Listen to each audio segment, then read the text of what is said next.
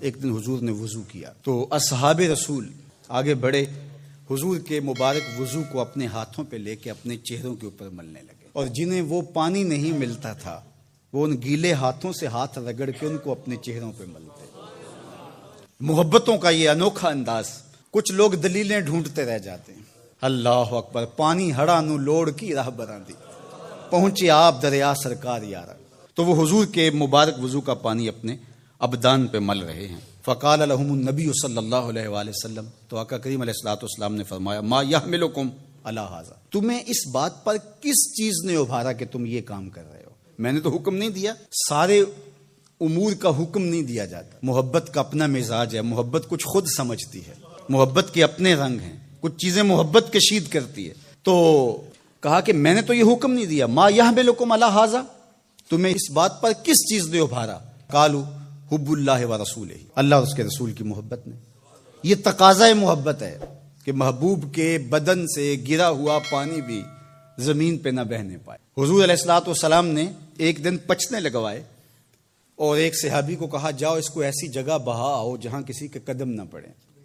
وہ گئے اور ایک پتھر کی اوٹ میں بیٹھ کر نوش جاں کر لیا، اور جب وہ واپس آئے تو حضور نے دیکھا تو کہا، لعلک شربت، شاید تو پی آیا ہے۔ اس نے کہا، جی حضور، میں نے کہا کہ اس سے بہتر اور کیا جگہ ہو سکتی۔ تو آقا کریم ناراض نہیں ہوئے بلکہ فرمایا، یا غلام قد حررت نفسک من النار، اے بیٹے تو نے اپنے آپ کو آتش دوزخ سے نجات دلا دی۔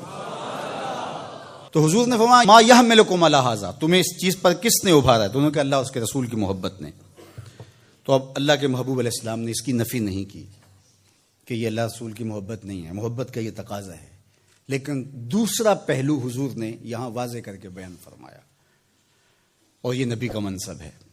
آقا کریم نے ارشاد فرمایا، من سرہ ان یحب اللہ ورسولہ او یحبہ اللہ ورسولہ، جو اس بات کو پسند کرتا ہے کہ وہ اللہ اور اس کے رسول سے محبت کرے اور اللہ اور اس کے رسول بھی اس سے محبت کریں، فلیصدق حدیثہ اذا حدث، اس کو 3 کام کرنے چاہیے۔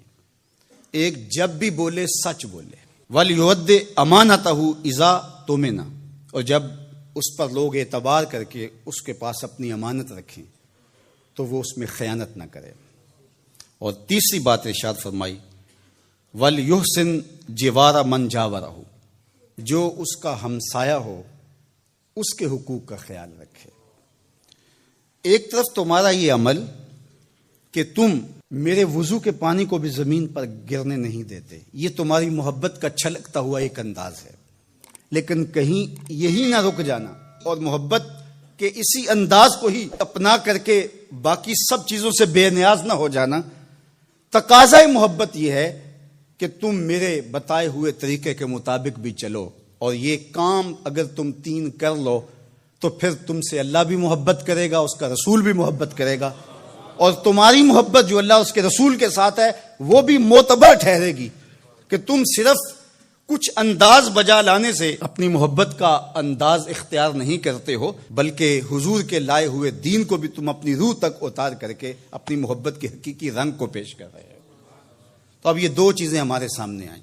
کچھ لوگ تو اس طرح حضور علیہ السلام کی بات کرتے ہیں کہ سویر سے لے کر شام تک وہ حضور کی محبت، حضور کا پیار، حضور کا نام، حضور کے ساتھ عقیدت کا اظہار مثالی ہوتا ہے۔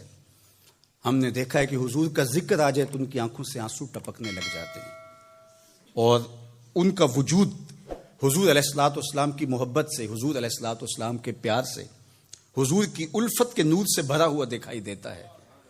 لیکن ہم جب دیکھتے ہیں تو وہ 5 گانا نماز بھی نصیب نہیں ہوتی، اللہ کے بندوں کے جو حقوق ہیں ان میں وہ بہت زیادتی کر رہے ہوتے ہیں۔ اور دوسرا رویہ یہ ہوتا ہے کہ وہ تہجد بھی پڑھیں گے، حقوق العباد کا خیال بھی رکھیں گے، لیکن حضور کا نام بھی صحیح طریقے سے لینے کی توفیق نہیں ہوتی۔ تو 2 پہلو ہیں، ایک طرف ادب مفقود، دوسری طرف عمل مفقود۔ حضور علیہ السلام نے کہا کہ تمہارا یہ عمل کہ تم میرے وضو کے پانی کو بھی زمین پر نہیں گرنے دیتے، اور دوسری طرف یہ کہ اگر تمہارا یہ عمل نہیں ہوگا تو پھر تمہارے اس عمل اور تمہارے اس رویے کی تحسین نہیں کی جائے گی تو توازن کے ساتھ آگے بڑھنا چاہیے. آپ عمل میں بھی طاق ہوں اور عقیدت کے رنگ بھی آپ کے بشرے سے دکھائی دیں.